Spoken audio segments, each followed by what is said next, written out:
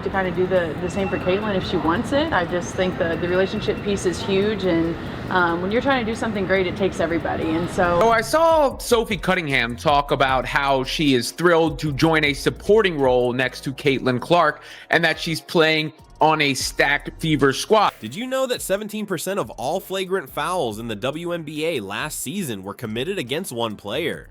Caitlin Clark became the most targeted rookie in recent memory, absorbing cheap shots while officials stood by watching. But that's about to change. Sophie Cunningham just arrived at Indiana Fever's training camp with a simple message. I'm here to make sure nobody takes cheap shots at our players. That stops now. The Taekwondo black belt and veteran sharpshooter is ready to transform Clark's sophomore season. Before we move on, I'd like to ask you a small favor. If you appreciate this content, please take a second to like this video and subscribe to the channel. Over 98% of you watch the videos without subscribing. It costs you nothing, but it makes a huge difference to us. So, did you click the subscribe button? why would I not? Why not be a part of something great? You go from Diana and now you're going to a team who is going to be a contender for a championship. And so I'm stoked about this year. I'm really excited. For me, it's all about bringing the energy, making sure my teammates are good, always outworking my opponent.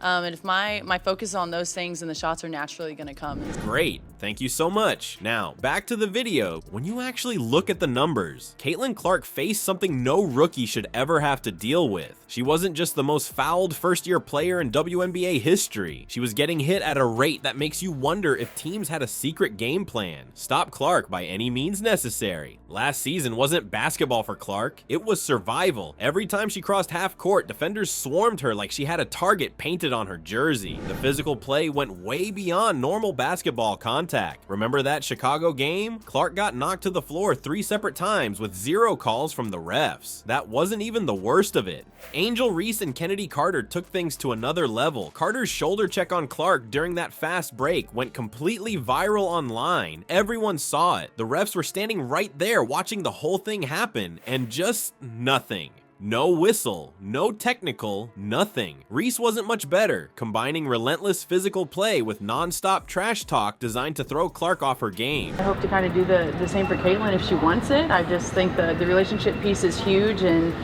when you're trying to do something great, it takes everybody. And so I didn't come here for the spotlight. I didn't come here to have more eyes. I came here to win. And I really do think that with the group that we have, that we are going to win. We are going to get a championship. The screens set against Clark were something else entirely. These weren't basketball plays. They looked like something from the NFL. Defenders would plant their feet, lower their shoulders, and just plow right through her. And somehow the officials kept swallowing their whistles like nothing unusual was happening. Here's the craziest stat. Clark was on the receiving end of 17% of all flagrant fouls in the entire league as a rookie. That's not normal physical play, that's targeting, plain and simple. The Fever front office watched this unfold game after game, their star player, the future of their franchise, getting beaten up while the league did absolutely nothing to protect her. Meanwhile, Clark never complained about it publicly. She just kept playing her game, but you could see the frustration building in her eyes as the season went on and the hits kept coming.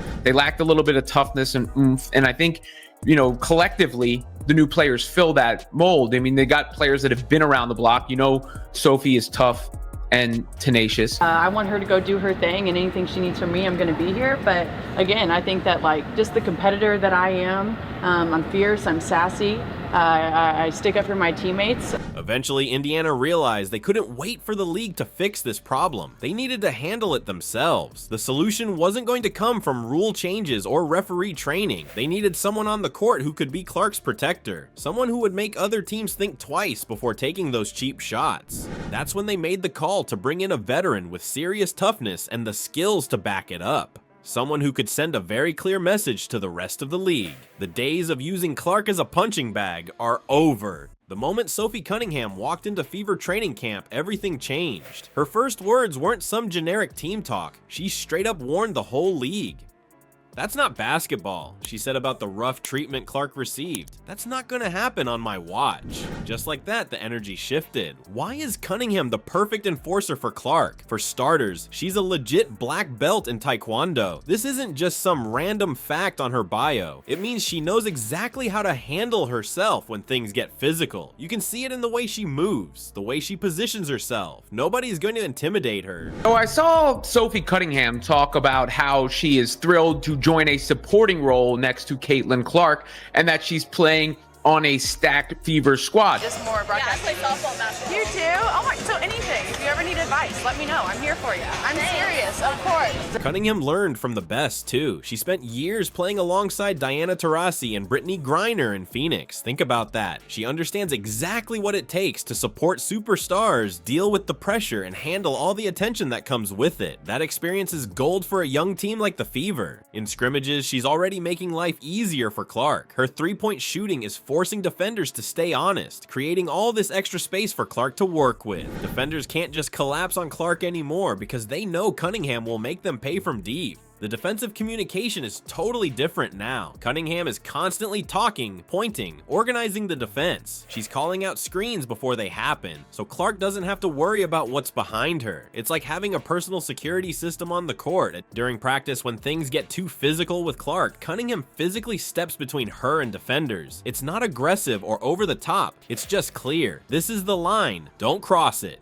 What's wild is how fast Clark and Cunningham have clicked. They're finding each other for open looks, setting perfect screens, reading each other's movements. Have been out there for so long, but to be honest, my original thought was like, oh heck yeah, like we're about to go win a championship. Like that's exactly where my mind went.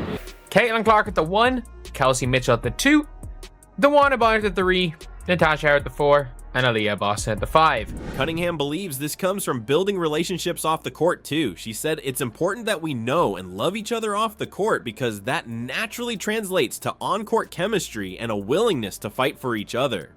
Cunningham's versatility is another game changer. She can play positions 1 through 4, giving the Fever all these different lineup options to keep Clark protected no matter the situation. The impact goes beyond just protecting Clark though. The whole team culture is shifting. Now everyone on the Fever is standing up for each other. When Cunningham says those cheap shots stop now, you can tell she means business. And the rest of the WNBA better be paying attention. The Indiana Fever just sent a clear message to the entire WNBA. Nobody's pushing Caitlin Clark around anymore. Sophie Cunningham is making sure of it. This team transformation isn't just about adding another shooter to space the floor. We're building a sisterhood. We love each other and we talk about it all the time. It's like our program is evolving. Our locker room is tight knit. Of course, we can always be better, but I think our culture is definitely moving in the right direction. And she has a little bit more, you know, I think they're listed at the same height, but she has a little bit more length and size, I believe, than Lexi Hull. And that's, you know, another shooter. It's about creating a culture where players actually protect each other when things get physical. The Fever's front office built this roster with purpose, bringing in veterans like Natasha Howard, Brianna Turner, and Dana Bonner alongside Cunningham. The big question now is what happens when teams realize they can't bully Clark anymore? This strategic roster construction positions the Fever for both immediate success and long-term dominance in women's basketball.